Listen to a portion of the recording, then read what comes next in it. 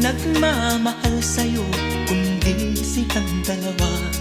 Sino ang nagmamalasakit? Ang iyong ama't ina.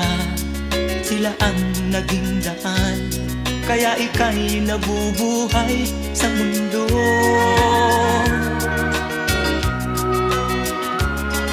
Ano man ang mangyari, hindi sila magbabago.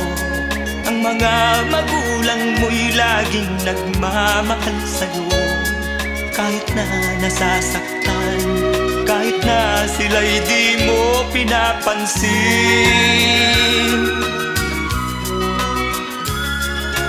Kung nalalaman mo lang mga hirap